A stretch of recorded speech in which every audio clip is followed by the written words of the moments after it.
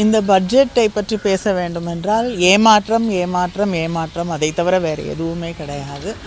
இந்த பட்ஜெட்டில், ஒன்றிய அரசாங்கத்துடைய இந்த பட்ஜெட்டில் திருக்குறளும் இல்லை, தமிழகத்திற்கான எந்த திட்டங்களும் இல்லை. தமிழ்நாட்டுக்கு எந்த நிதியையும் தராமல் நம்முடைய கனிம வளங்களை சுரண்டுவதற்காக திட்டம் தீட்டக்கூடிய ஒரு பட்ஜெட்டாகத்தான் ரேர் மினரல்ஸ் நாங்கள் எடுக்கிறோம் அப்படின்னு சொல்கிறது நம்முடைய அடிப்படை வளங்களை சுரண்டக்கூடிய ஒரு பட்ஜெட்டாக இந்த பட்ஜெட்டை நாம் பார்க்க முடியும். மக்களை இந்த பாஜக அரசு நிச்சயமாக ஏமாற்றி இருக்கிறது என்பது தெள்ள தெளிவாக இருக்கிறது. நிர்மலா சீதாராமன் அவர்கள் நாடாளுமன்றத்தில் சமர்ப்பித்த நிதிநிலை அறிக்கை கானல் நீர் போன்று காட்சியளிக்கிறது. சொல்வதற்கு ஒன்றுமில்லை. இந்த நிதிநிலை அறிக்கை அம்பானிக்கும் அதானிக்கும் கோட்டீஸ்வரர்களுக்கும் செல்வந்தர்களுக்குமான நிதிநிலை அறிக்கை. ஏழை எளிய மக்களுக்கோ விவசாய பெருங்குடி மக்களுக்கோ பெண்களுக்கோ தொழிலாளர்களுக்கோ இளைஞர்களுக்கான நிதிநிலை அறிக்கை இல்லை. குறிப்பாக இன்று நாடு மிகப்பெரிய பாதாளத்தில் சென்று கொண்டிருக்கிறது. ஏற்றுமதி இறக்குமதி மிகப்பெரிய பாதிப்புக்குள்ளாக இருக்கிறது. டாலர் விலை 100 ரூபாயை எட்டப் போகிறது. வெளிநாட்டு நெருக்கடிகள் நம்முடைய வெளியுறவு கொள்கையால், நிதி ஆளுமை இல்லாததால் மிகப்பெரிய நாடு பாதிப்பை சந்தித்துக் கொண்டிருக்கிறது. ஆனா நம்முடைய பட்ஜெட்டை பொறுத்தவரை இந்த ஆண்டு 53 லட்சம் கோடி ரூபாய் செலவு செய்திருக்கக்கூடிய பட்ஜெட்டு. அதில் மிக முக்கியமாக உள்கட்டமைப்புக்கு மட்டுமே சுமார் 12 லட்சம் கோடி ரூபாய் இந்த பட்ஜெட்ல நம்முடைய நிதியமைச்சர் அவர்கள் இந்தியா முழுவதும் ஒதுக்கி இருக்கிறாங்க.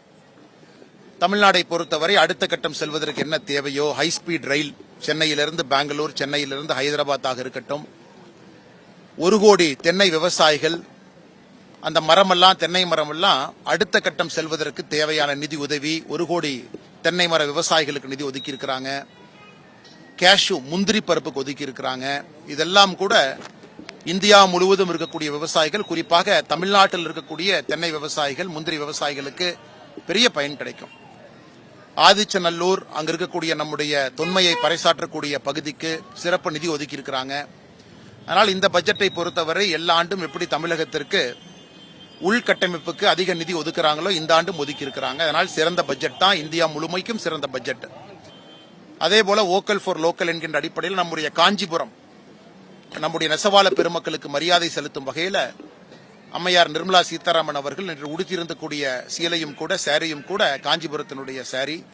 அதனால் நிச்சயமாக தமிழ்நாட்டிற்கு பட்ஜெட்டில் இருக்கட்டும், தமிழ்நாட்டினுடைய கடினமாக உழைக்கக்கூடிய நம்முடைய நெசவாள பெருமக்களுக்கு கௌரவப்படுத்தும் விதமாக இருக்கட்டும், எல்லாமே இந்த பட்ஜெட்ல இருக்கு. பட்ஜெட்ல சொல்லுகிற மாதிரி எதுவுமே இல்லை. 1.5 மணி நேரம் நாங்களும் காத்திருந்தோம். ஏதாவது பாராட்டத்தக்க அளவில் அல்லது பரவசப்படத்தக்க அளவில் எதிர்பார்த்த அளவிற்கு என்று பார்த்தோம், எதுவுமே இல்லை. ரொம்ப நாளாவே இருக்கிற ஒரு கோரிக்கை குட்ஸ் ட்ரெயினோட ஸ்பீடை கொஞ்சம் கூட்டினாலே சற்றேறக்குறைய 10,000 கோடிக்கு மேல வருமானம் வரும்னு சொல்றாங்க. அது மாதிரி எல்லாம் ஒரு ஆக்கப்பூர்வமான கவனம் எதுவுமே செலுத்தல. புது ரயில், அதாவது கவர்ச்சிகரமான அறிவிப்புகள் அப்படிங்கிற மாதிரி சொல்லியிருக்கிறது. மேக் இன் இந்தியா என்று சொல்கிறார்களே தவிர அரசினுடைய பொதுத்துறை நிறுவனங்களை பலப்படுத்த எந்த முயற்சியும் எடுப்பதில்லை. மாறாக தனியார் துறைகளை ஊக்கப்படுத்துவதில் இந்த அரசாங்கம் முழு முனைப்போடு எல்லாவற்றிலும் நிற்கின்றது. காங்கிரஸ் தலைவர் சொன்னதாகட்டும், திருமதி கனிமொழி அவர்கள் சொன்னதாகட்டும், இந்த திரைப்படத்துல வசனம் வர்ற மாதிரி 2 லைன்ல ட்வீட் போட்டுட்டா வேலை முடிஞ்சிருச்சுன்னு நினைக்கிறாங்க. ஒவ்வொரு இடத்திலையும் தமிழகத்தை எப்படி அவர்கள் இந்த மாதிரி காணல் நீர்னு சொல்றாங்க, அதற்கான ஒவ்வொரு பாயிண்ட் சொல்லட்டும், நாங்க பதில் சொல்றோம். 19 காணல் நீர்னா என்ன அர்த்தம் விளக்கம் அவங்க சொல்லட்டும். காணல் நீர்னா காணல் நீர் எதுக்காக அந்த காரணத்தை சொல்றாங்க, இல்ல எதில் தமிழகம் ஏமாற்றப்பட்டிருக்கிறது அவங்க சொல்லட்டும், நாங்க பதில் சொல்றோம். வரிகள் எல்லாத்துலயும் வரி, ஜிஎஸ்டில இருந்து டிடிஎஸ்ல இருந்து நிறைய வரிகள் இருக்கு. இந்த வரிகளுக்கெல்லாம் விலக்களித்து சிறு குறு தொழிலாளர்களுக்கு ஒரு பயனளிக்கக்கூடிய அளவு வலி இல்லாத வரிகள் நீக்கம் வரும் அப்படின்னு எல்லாரும் நம்பினாங்க. ஆனா அது அறிவிக்கப்படலை. இந்தியாவினுடைய பொருளாதாரம் தினந்தோறும் வீழ்ச்சி அடைந்து கொண்டே போகுது. அமெரிக்கா இன்னைக்கு 50% வரி விதிப்பேன் மிஸ்டர் ட்ரம்ப் சொல்றார். இதுக்கெல்லாம் நிச்சயம் முற்றுப்புள்ளி வைக்கக்கூடிய அளவு ஒரு அறிவிப்பு வரும் அப்படின்னு நம்ம மக்கள் நம்பினாங்க. அதுக்கு இல்ல. அது மட்டும் இல்ல, இன்னைக்கு தொடர்ந்து இந்தியாவினுடைய ஜிடிபி ரேட் குறைஞ்சுக்கிட்டே போகுது. இதனால விலைவாசி உயர்ந்து கொண்டே போகுது. விலைவாசி கட்டுப்படுத்துவதற்கு எந்த அறிவிப்புமே இல்ல. தேர்தல் நேரம் அப்படின்றதுனால இன்னும் நிறைய எதிர்பார்ப்புகள் இருந்தது.